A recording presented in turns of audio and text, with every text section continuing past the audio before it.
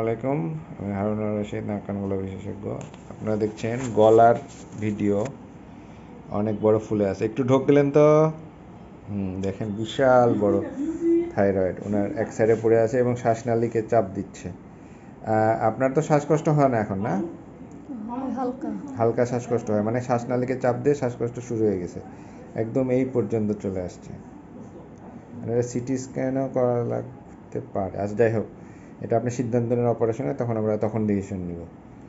আর কত বছর থেকে এটা?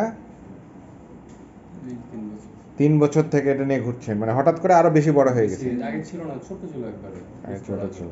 ঠিক আছে, এটা আমরা হেমিথাইরয়েডটমি করবো। হ্যাঁ, ঠিক আছে।